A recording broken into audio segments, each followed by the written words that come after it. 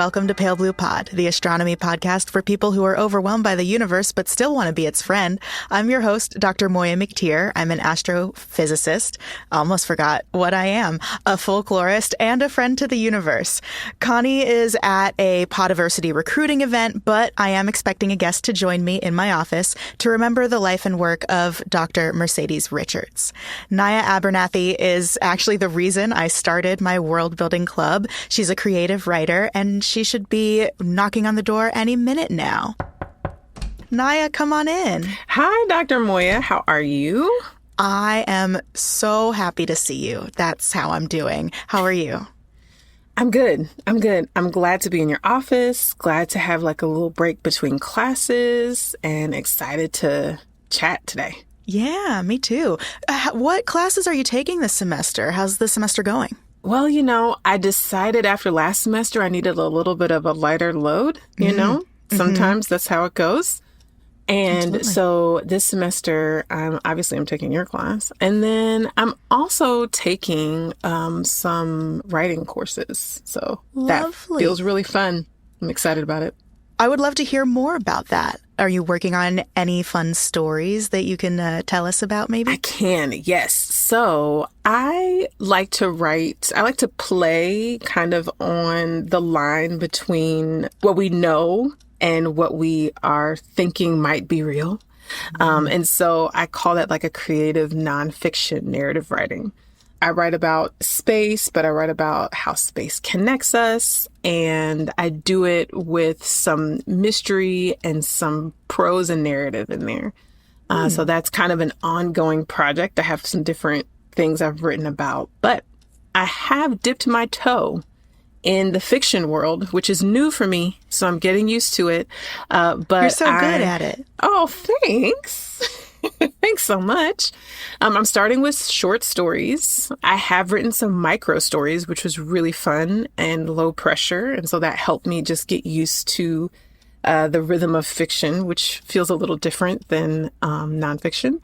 And right now I'm creating inside of a sentient universe that pulses instead of expands, where migration is part of how the beings in the universe function. It's a very common thing. So there's migration, there's interplanetary migration, there's interstellar migration, there's intergalactic migration, there's interdimensional migration. And so it is a playground where a lot of these short stories that I'm working on are living. And eventually I want to open up this universe for other artists to play in it too. So we'll see. Maybe I can tap some of my classmates to come play in my sandbox universe too.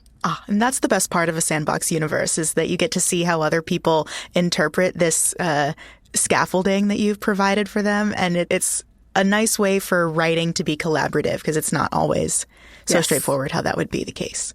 Yeah. Beautiful. I'm excited about it. Thanks for asking. Thank you for telling me about it. I hear you're also taking a history writing class. I am.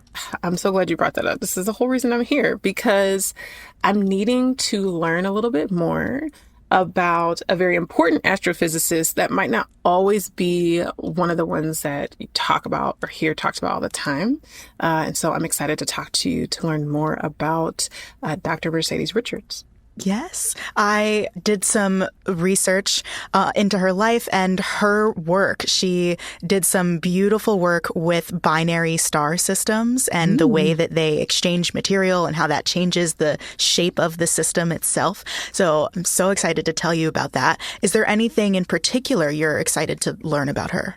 I'm definitely excited to learn more about her work, because the work that astrophysicists do absolutely informs my nonfiction and my fiction writing. So it's always good to hear from other voices. But I'm particularly interested in how she moved through the world with this focus on astrophysics, with her focus on the binary star systems, and then how she kind of influenced the world around her. So I'm always interested in how people show up in their lives and how they are the characters of their own stories and how they become characters in other people's stories. So I'm very interested in all of that. Yeah, and fully fleshed out, well-rounded characters, not just the stereotypical, oh, she was a science lady and she went to work and blah, blah, blah. But no, she was a person. Yeah. So I'm very interested in finding out more about Dr. Richards, the person. Awesome. Yeah. So we can start with her personal life and then get into her education. Yeah. She was born in May 14th in 1955 in Kingston, Jamaica. She's an island gal. Ooh, and yes. Her given name was Mercedes Tharum Davis. Her family were Quakers, which then might explain how she ended up in Pennsylvania. Yeah. That tracks. She went to Providence Primary School, which was a local school, and then an all-girls high school called St. Hugh's High, where she decided to really pursue astronomy and become a scientist. Apparently, she decided that in 6th grade. She always had a love for data analysis and observation, inspired by her father, who was a police detective and would often take her to the botanical garden in Kingston and then ask her to identify different kinds of plants or point out small differences between them. So she was really learning those skills of like taking observation, figuring out what information was relevant and important and what wasn't, and then remembering that for later. And from her mom's side, she got a love of numbers because her mom was an accountant. Wow.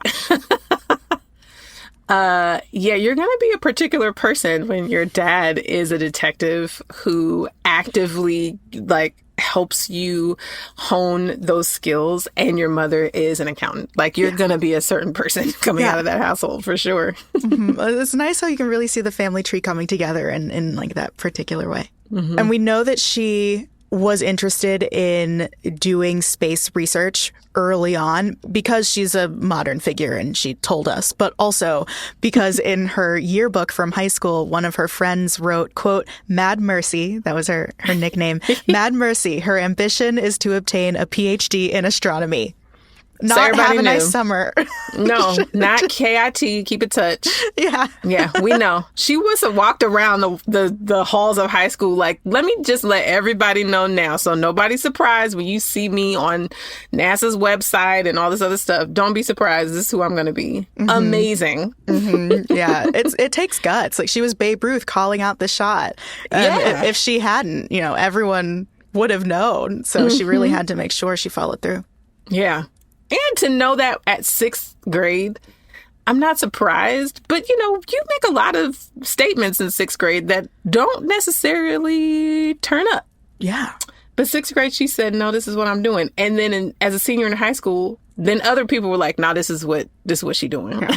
I love that. Nya, what did you want to be in 6th grade? Well, I'm pretty sure in 6th grade, I wanted to be an R&B singer, a famous R&B singer.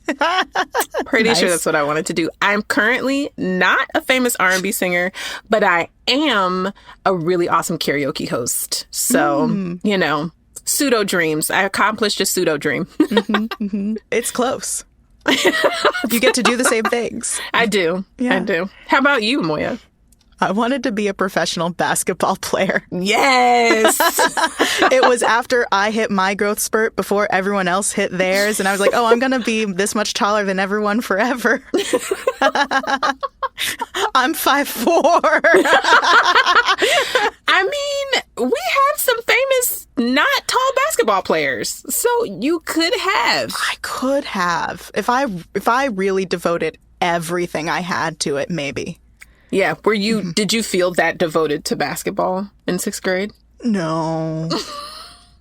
No, because I also had band and theater. I was too interested in too many things. Yeah. Yeah. I get that. But no, Mercedes, she knew what she was doing.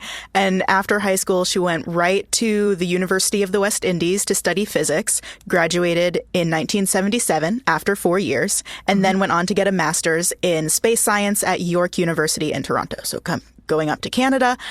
She got that in 1979 and then stayed there for her PhD in astro, which she finished in 1986. She just knocked them out one by one. No breaks. I mean, the focus, Dr. Richards' focus is wild. It's commendable. Yes. Yeah. That's what you have to do when you have that dream. And it seems like this is a wild dream to get a PhD in astronomy. There are 10,000 professional research astronomy PhDs around the world. Wow. Back then, even less. So, yeah, she had to be focused. Yeah. Amazing.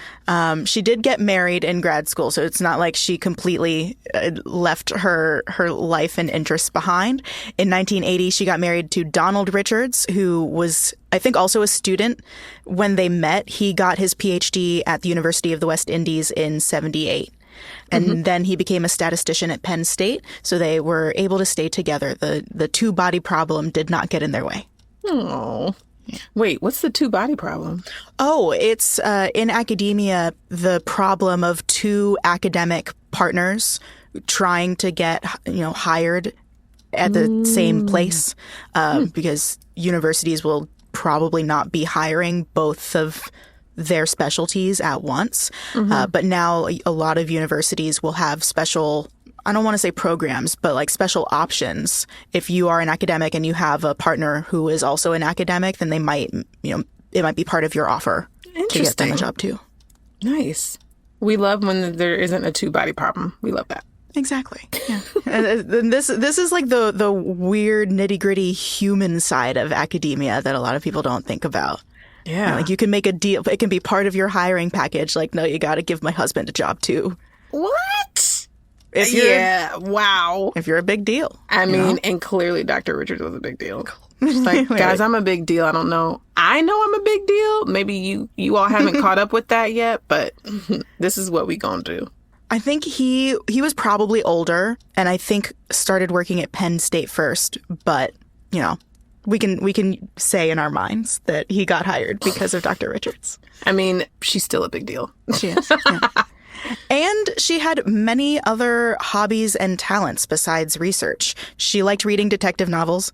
Makes sense with her dad. Yes. And she wrote poetry, and she played the violin, and she was a photographer, and she spoke several languages: French, Spanish, Czech, German, and Slovak.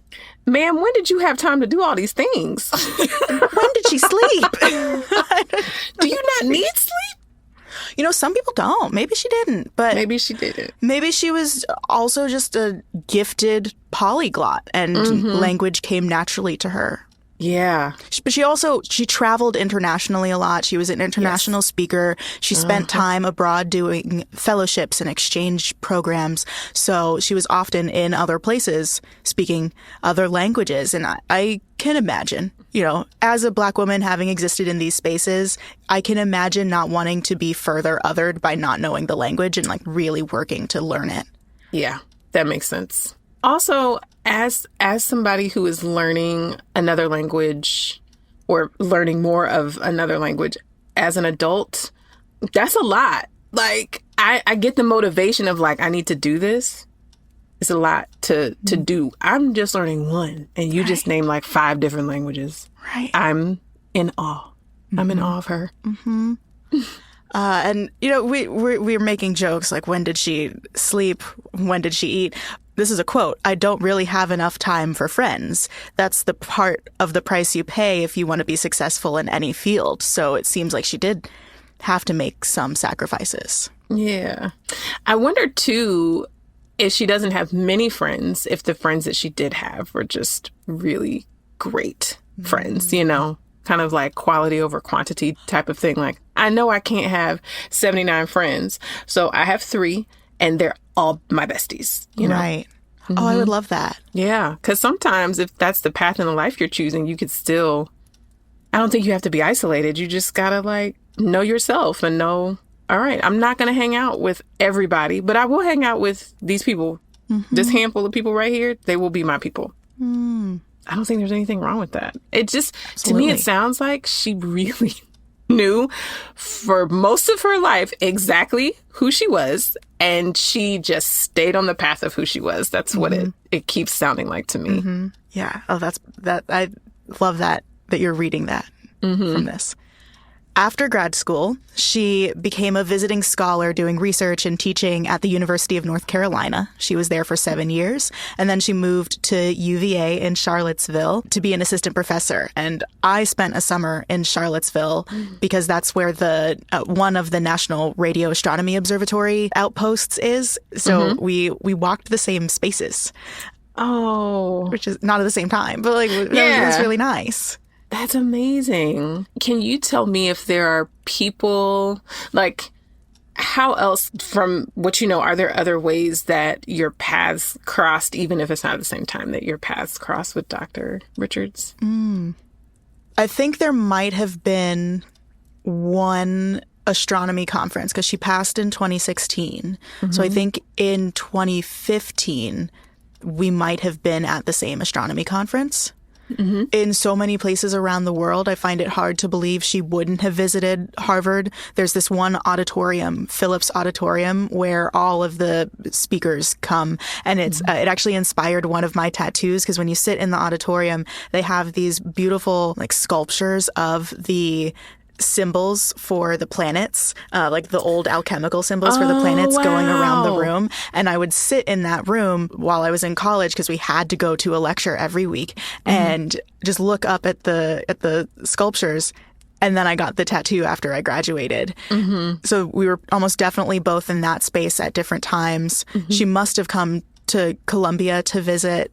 So yeah, we were probably in the same places. I've never been to the UPenn astronomy department where she ended up. She was hired there as a full professor in 2002 and then stayed there until she passed in 2016. I love that. Even though it wasn't at the same time, that you all have kind of like walked similar paths and been in similar spaces. There's something kind of beautiful about that. That is a nice thing about these really small communities. Like you could play like the how many degrees of separation, like the Kevin Bacon game. Yeah. That's really easy in astronomy. Because if you don't know someone, you can't be more than like 2 or 3 people removed from them. Yeah, for sure. And there are so few spaces that you've all certainly walked in them at different times. Yeah.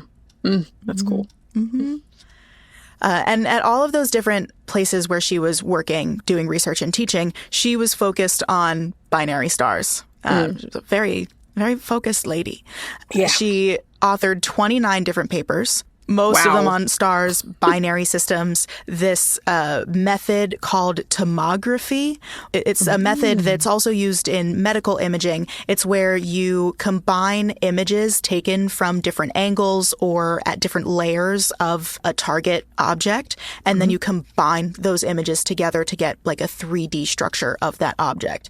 Instead of doing that with brains or like human bodies, she's doing that with these star systems that have sometimes undergone these like cataclysmic explosions or are in these really interesting dances with each other because they're orbiting each other, but it's not stable. And so that's what all of her papers were about. I have a few here that I really want to highlight, starting with her doctoral thesis. And I think you'll see over the course of her career, her paper titles just get like longer and more ridiculously specific. Again, this is one of the most focused women on the planet. Like, yes, that's I'm not surprised. So her doctoral thesis starts out, she's cool, she's simple, she's just getting into this field. It's called Circumstellar Material in the Algal System. Very straightforward for a title. She's talking about the gaseous material that's in the region around these stars in the algal system. There are 3 of them. 2 stars are kind of in the center orbiting each other. They're called Persei AA1 and Persei AA2. A1 is about 3 times the mass of the sun, but 180 times brighter. So it's really hot and it's pretty big. A2 is orbiting it. It's about 70% the mass of the sun, but it is bigger and brighter than the sun. So it's like less dense. It's at a different evolutionary phase. And then AB is outside orbiting kind of both of them. And it's about 2 times the mass of the sun. The 2 that are closer to each other, they are what we call an eclipsing binary. And that's what's really important when we're defining like an algal binary system, because it's now become its own class of systems like this. Eclipsing means when they are orbiting each other, they're at the right orientation so that they pass in front of each other from our point of view. So they're what we call in astronomy edge on instead of being face on. Face on is like if you're looking at the system from above, like a bird's eye view, and they don't seem to pass in front of each other. I think eclipsing binaries is just a beautiful phrase. And I just want to say that out loud. It sounds lovely. I agree. I want it like written in gold script on something I like drink tea out of, maybe. I don't know. Okay. Fancy mugs incoming for the next time you visit the office. Yay! I'm Little so teacups. excited. Yes. So I have a couple questions. Great. So the algal, you said algal has now become like a way that you can identify systems that have similar properties, right? So there's like a categorization. Was that already in effect before Dr. Richards' work, or did her work make algal a categorizable system? Oh, that's a great question. She wasn't the first to study the algal system. And I don't think she was even the person to discover that it was a binary system. I think her addition was this tomography method and getting the 3D maps of the algal systems. I think it was a classification before she started her work. Okay. I'm also really curious about how these 3 stars have gotten stuck together, apparently, particularly because they're at different, as you said, they're at different evolutionary points. Because my assumption is if there's a binary star system that maybe they're twins and they've come up together, even if they're like, you know, paternal. Which one is the one where they don't look like each other? Fraternal. Fraternal. Thank you. Yeah, I knew. yeah. I was like, I'm not going to remember the right term right now because it's just not something I keep in my brain. But yeah, I'm thinking that maybe there's just like fraternal star twins, but apparently maybe not. So I'm very curious about that. No, that's actually, I'm so glad you brought that up. Because, yeah, these stars, they probably formed from the same cloud of gas around the same time. And so formed in this gravitationally bound system. So it's not like they formed separately and then got stuck together. So they were probably born around the same time, give or take a million years. Sure, around. But which is small. It's I know. But when we talk about astronomical like math, I'm like, humans are so small and blippy. Like we're just like, okay. Like in astronomy math, you can just throw away a million years as a remainder. It's not up. It's nothing. It's just a tiny million. So they were all born around the same time, around the same million years. And I think there's that movie where it's like Danny DeVito and Arnold Schwarzenegger play twins. Yes. They're that kind of twins. Because if they are different masses that when they're born, then they're going to have drastically different lives. I see. Yeah. Now I want to go watch that movie. like they have very different life stages. Thank you. That helps. Because then I'm like, I'm a writer, I'm a storyteller. So I'm like, what is the story of these stars that are stuck together in these different evolutionary spaces? And that's where my brain starts to get excited and go in that direction. So I had to ask. Good. Because just to more fodder for the writing, these stars that form together, gravitationally bound, they can uncouple over time. They can get ripped away from each other by, if something else has stronger gravity and it flies by, or over time, because they're at slightly different orbits. Technically, if 2 stars are both orbiting the galaxy, one star is going to be closer to the center of the galaxy and one star is going to be farther away. That closer star will move faster.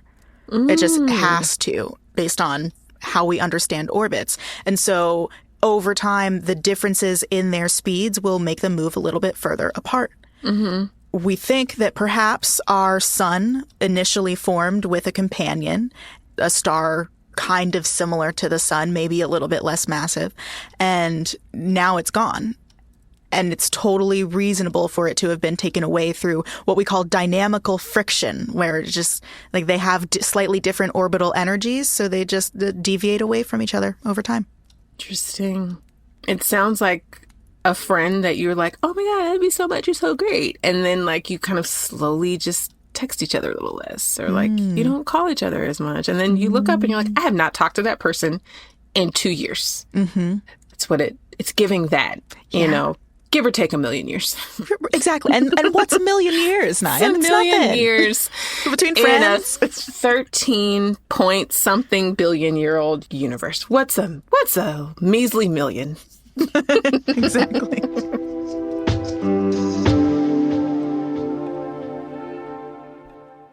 Hey, it's me. Nya got a burst of inspiration and stepped away for a few moments to write some things down. So I'm going to take this time to share some messages with you. And speaking of friends, my first message is a thank you to all of the friends of the pod who support us on Patreon. It would be really hard to make this show without you because we are an independent podcast. So thank you so much. And I want to give a special shout out to our Sun-like stars, Scott Reynolds, Tom T., Nicole Bartlett, Ashley Shambo, and Bruce Sedloff.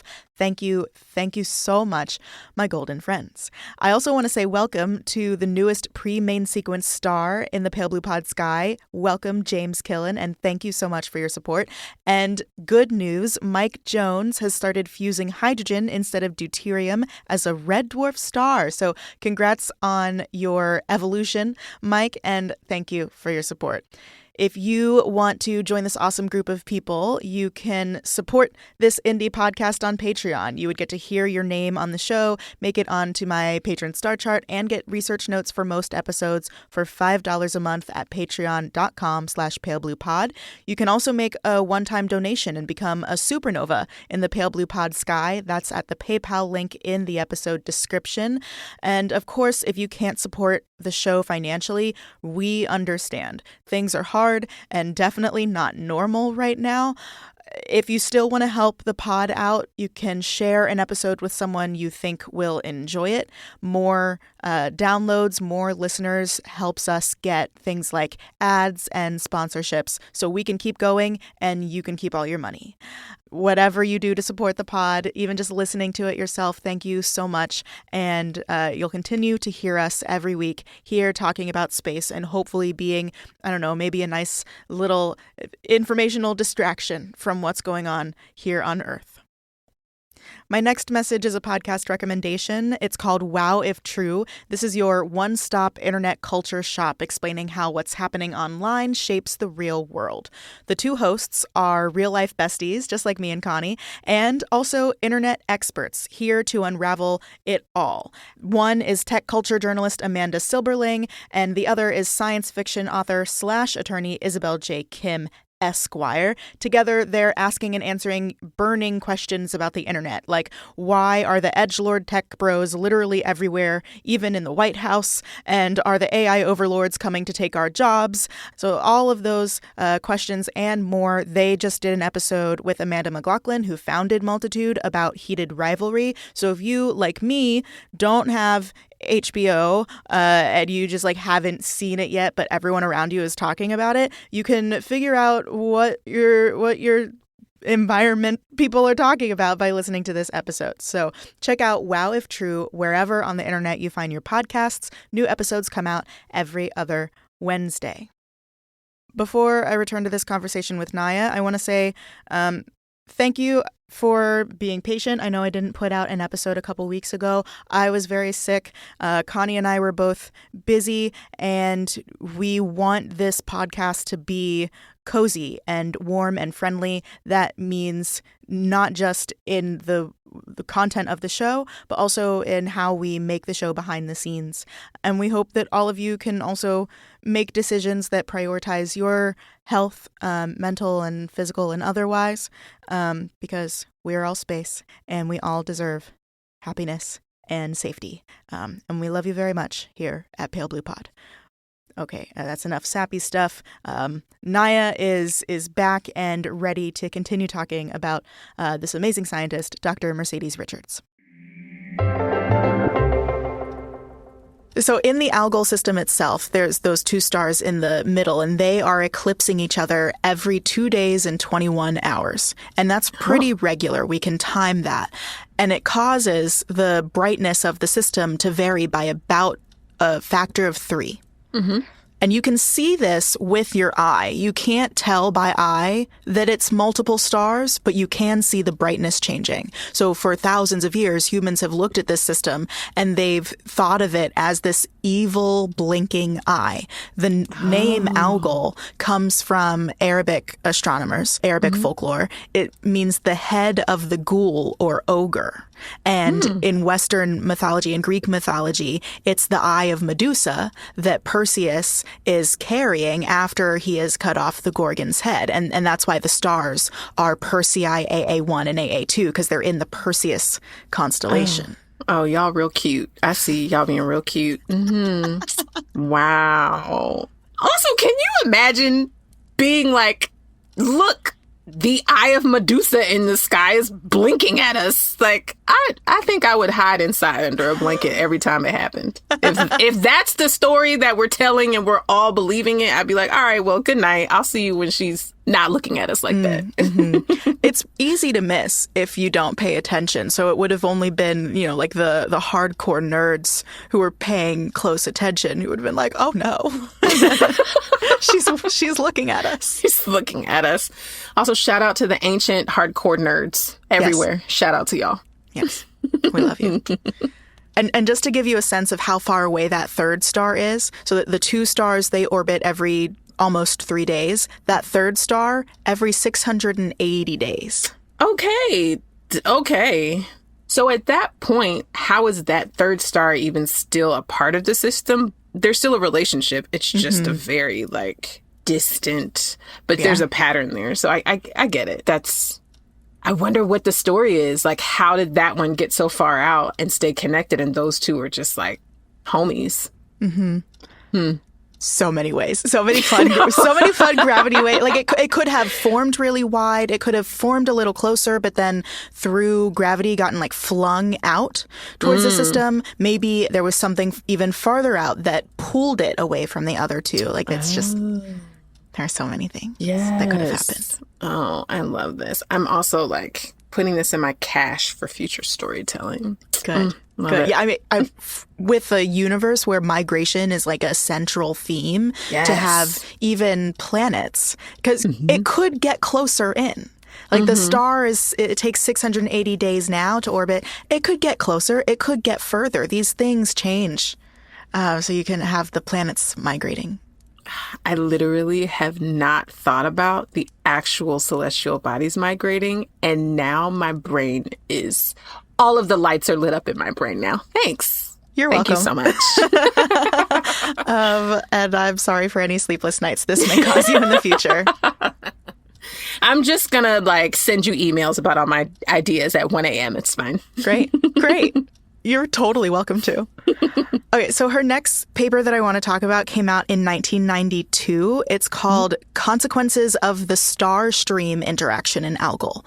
So before, she was looking at circumstellar material, the stuff around the stars. Now she's looking at star stream interaction. She's looking at how the stars in the system are actually transferring material from one to the other. She was studying H-alpha emission when she was doing this, so hydrogen alpha emission. This is when hydrogen electrons jump from the third energy level to the second energy level. But this whole series from shells down to energy level 2, that is called the Balmer series of emission lines. I had talked about the Lyman series of emission lines in a different episode. This is the same thing, except where Lyman lines are in the ultraviolet, Balmer series are going to be in the optical part of the electromagnetic spectrum. Okay. The material from star B, which is the smallest star in the system, it's falling onto star A, the biggest star in the system, in a stream. We can see that there is a physical stream of material, and it causes a bunch of different features in the system. There's this shock wave above the star. So picture a boat moving through the water, and there's the bow shock of water in front as the water gets pushed by the boat. Yeah. That's happening out in space, except instead of water, it's gas particles and dust particles around stars. It's pretty dope. That was one of my favorite things to learn about in grad school in my fluid dynamics class, is these shock waves and how what we think of as empty space has enough material in it to act like a fluid. Oh, wow. So there's this stream, and then the stream causes a shock wave on the star that it's falling onto, and that shock wave reverberates back out and causes an accretion disk, a disk of material to form around star A. Richard's paper found that there were 4 distinct regions that she could identify different characteristics for because of all of this fluid dynamics happening in the system. Wow. So cool. That is very cool. I'm like sketching the picture of it in my brain. That's why I'm sitting here quiet. I'm like, okay. And also I'm trying to just digest the statement that like there's enough material in what we consider empty space for it to act as a fluid is like blowing my mind right now. Wow. Wow. Wow. Wow. This is why I love space. Wow. No, it's not what people think it is. It's so much more. Ugh. And like people like Dr. Richards who have that focus and be like, this is what I'm going to learn about.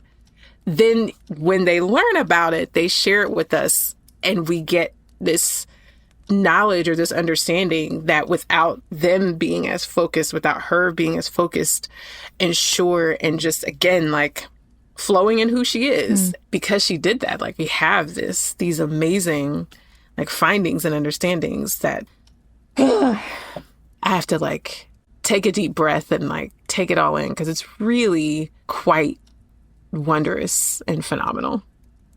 It's really nice to hear you say that. And it's a good reminder that, yeah, all of this is incredible. The fact that we know this at all is such a gift. From my side, like sitting in it all the time, it's so easy to take it for granted. So thank you for reframing that for me.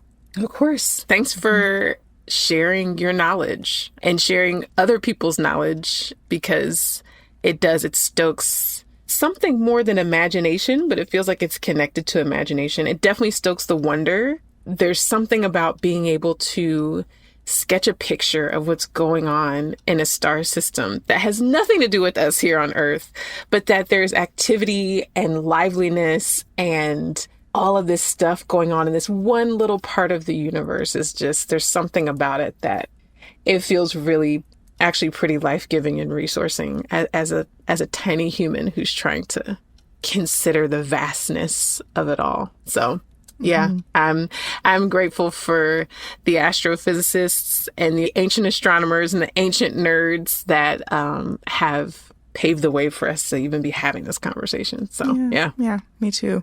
Yeah, it is a privilege to be able to learn this stuff, and it's so many people contributing to it. Yes. And like in a line, not just one person. No one person can own space or the process we took to understand it. Absolutely. Yeah. So all of that stream stuff, all of those interactions, we assumed that they were mostly led by gravity. And they are. A lot of it is influenced by gravity. But in 1993, Dr. Richards published Evidence of Magnetic Activity in Short Period Algal Binaries. And then in 2012, new evidence of magnetic interactions between stars from 3-dimensional Doppler tomography of algal binaries, and then like a list of specific binaries. So you can, again, see how the titles are getting... the title of the paper? Yeah, that's the title of the paper. You can, from 93 to 2012, you can really see the evolution of paper titles. But in 93, she starts saying like, hey, let's look at magnetic influence and not just gravitational influence. She wanted to see, in the absence of gravity, would magnetic activity be able to do any of these things that we're seeing? Yeah. What she found in the 1993 paper, at least, was that cool stars, and I'm quoting here, cool stars display enhanced magnetic activity when they are in close binaries because of tidal interaction between the stars. And then later, H-alpha emission, which is what she's using to study this stream. H-alpha emission detected in these systems may indeed arise from the chromosphere of the cool star and not exclusively from circumstellar material. So there are two findings here that are really interesting. First, magnetic activity is stronger than we expect in these binary systems. So we need to be paying attention to magnetic activity. And the reason it's stronger is because of those tidal interactions, the gravitational interactions between those two stars as they're orbiting really closely to each other. It just like the tides here on Earth, it sloshes things around and it causes friction, and causes the motion of charged particles in the atmospheres of these stars, which is going to enhance their magnetic activity. Yeah, that makes sense. So that's an important learning. And then the second learning from that, now that we understand it's not just gravity, magnetism is a factor, we are seeing that these features, the emission features, they're not coming from where we would expect. We would expect them to be coming from the material around the star, not the star itself. But now that we know magnetic activity is important, we can explain why there would be features on the star itself and not just on the material around it. Yes. And then... There's more? Yes, there's more. There's more because she continued on this magnetic activity train. And in 2014, she wrote a paper. Everything I'm about to say is the paper title. Oh, okay. Images of gravitational and magnetic phenomena derived from two-dimensional back projection Doppler tomography of interacting binary stars. Focused. I mean, that's all I can say is focused, okay? Even I'm not going to call that straightforward. I have to sit there and read that title a few times. In this paper, she studied over 1,300 spectra, 1,300 different snapshots of 13 different algal binaries. So she had like 100 different snapshots of each binary. And this is a quote from the paper. The tomography images have revealed results that cannot be explained solely by gravitational effects. Yes. She's like, I was right. Remember what I said before? I was right. Yes. Here are my receipts. Yes. I was right. So all of these features that she was one of the first to point out, then explain how they got there, she's now showing that it's not just that magnetic activity is more than we thought. Gravitational energy is less than we thought in these specific contexts. Or the gravitational influence is less than we thought in these specific contexts. So the emission on the chromosphere of the star, the emission on the star itself, moves with the mass losing star. You would expect it to move with the mass gaining star, the more massive star in the system, but it doesn't. She also found that there's an alternating behavior between the stream state and the disk state. I don't know exactly what that means, but she did find a gas stream that was deflected from the gravitational trajectory. So she found that there was a stream of gas that was falling in a way that defied gravity because the magnetic influence was bending the physical stream of gas. And then she says, our results demonstrate that magnetic effects cannot be ignored in these interacting binaries. So over and over again, she's just proving the importance of considering magnetic activity in these stars. Yes. And now I want to sing Defying Gravity from Wicked because of what you just said. I knew you would. I had to say it because it was just there. Like, oh my gosh, you just said it defies gravity. I'm like, I know. Calm down. I said it for the theater nerds. Well, thank you. We all thank you very much because obviously that is the moment you burst into song. Yeah. And sing about this woman's amazing accomplishments and how they literally defied gravity. Like, man, like literally. Wicked was popular in 2014 when she put out that paper. So I like to think that when she was writing this, she was playing that soundtrack. Yes. Now I'm going to think about her every time. She would have loved to see Cynthia Erivo play. Yes. Oh, yes. That's actually a very popular song to sing at karaoke. And every time I hear it, I'm going to think about Dr. Mercedes Richards and these binary stars. Like every time I'm going to think about binary stars. And I could go off on a tangent about how Elphaba and Galinda are, you see where I'm going with this? I do. But I'm not going to do that. I am not going to have cultural commentary about how the Linda and Elphaba are binary star system. I'm not going to do that, but I could. But in this essay, I will. That's you're going to write for one of your other classes. I can feel it now. Mm-hmm. Yes, I will. And I will be quoting Dr. Mercedes Richards in that essay. I love that. See, this is the trick to college. You learn some cool things from multiple angles, and then you write about those different angles in your different classes. Listen, okay, 2 birds, 1 stone. Yes. We working smarter, not harder. That's the vibe. Yes. That's the vibe. Precisely. She worked smarter and harder. She did. Dr. Richards did. She did. Because she wrote all these papers. I didn't even cover all of them. But in addition to her research and her teaching, she also did service work to the astronomy community through the International Astronomical Union, the IAU. Mm-hmm. She was one of the votes that voted to redefine a planet in 2006 and reclassify Pluto. La Pluto. Oh, okay. La gasp. She was part of that. Is she a planetary astronomer? You will note she is not, which was one of the complaints when the vote came out. Not specifically about her, but like in general, there weren't a lot of planetary astronomers who were voting on the definition of a planet. Interesting. Yeah. Shock. It's a little chaotic, isn't it? There's some shade here, for sure. It's all politics, Nya. Clearly. But that's not the only thing she did with the IAU. She also organized the first meeting at the IAU between binary star specialists. This was in 2011 in Slovakia, so she spoke the language. Of course. Obviously. She was already there because she was a Fulbright Distinguished Chairs Research Scholar, award winner. Mm-hmm. She'd been awarded that from the Council for International Exchange of Scholars and the Slovak Fulbright Commission. That's a mouthful. Amazing.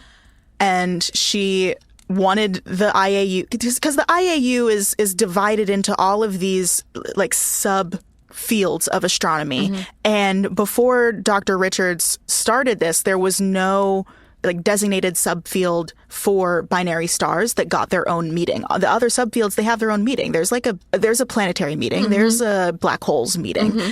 The binary stars people deserve their meeting, and Dr. Richards made it happen. In Slovakian. I just want to state that she didn't make it happen in New York. She was like, and I will organize it while I'm speaking Slovakian. I just need to say that part too, because, it needed to be said. What you say? Because I couldn't do it. No.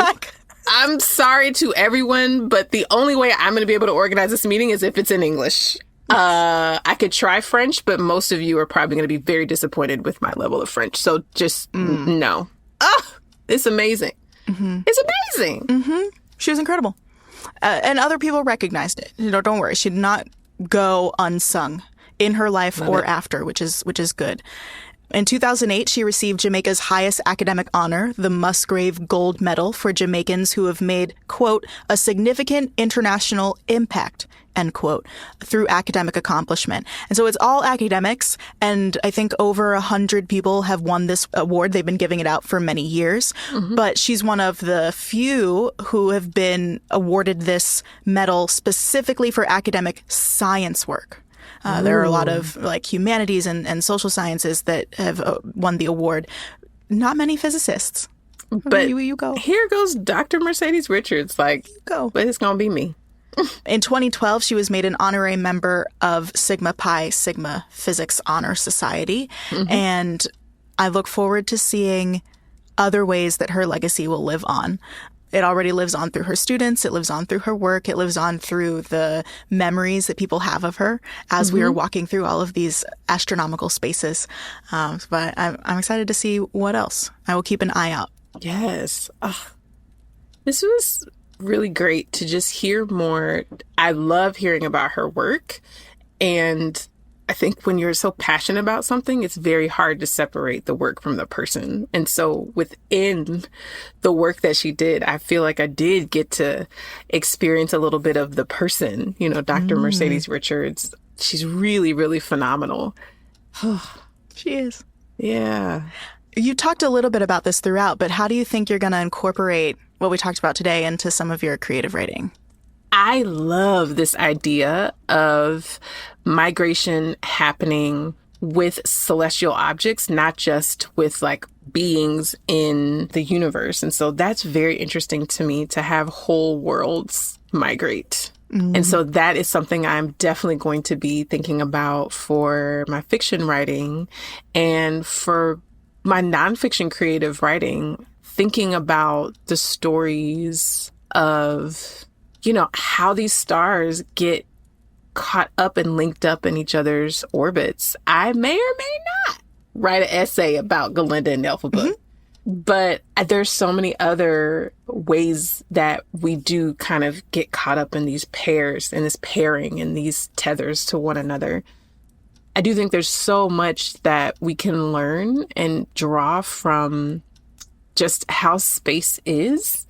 And so I'm very interested in learning more about what Dr. Mercedes Richards found, which we do talk a lot about, like, the gravity between people, and even if we use it as metaphor, but magnetic fields don't get as much metaphorical play. And so I'm very interested in what does it mean to think about our connections through that lens versus the lens of gravity, which I feel like is quite a ubiquitous way to talk about how we connect and how we kind of affect each other. So yeah, that's what I'm thinking about right now. Awesome. I hope you send me some of your stories when you're writing, when you're done. Of course. Yay. I told you 1 a.m. emails when my brain is doing the things. That's also when my brain is doing the things. So we're synced up. It's okay. Yeah. Awesome. Well, I can't wait to read those. Listeners, no matter what stories you're working on, you're still space. And happy Black History Month. Happy Black History Month.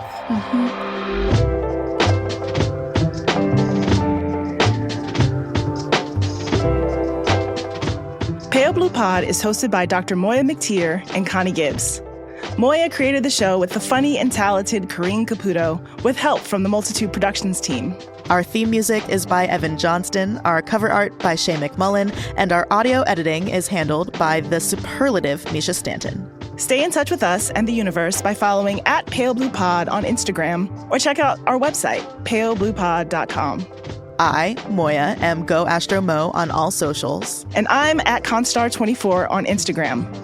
If you want to support our show, join our community at patreon.com/palebluepod, or send this episode to your family and friends group chats. We're a member of Multitude, an independent podcast collective and production studio. If you like Pale Blue Pod, you will love the other shows that live on our website at multitude.productions. Thanks for listening to Pale Blue Pod. We'll be back next week.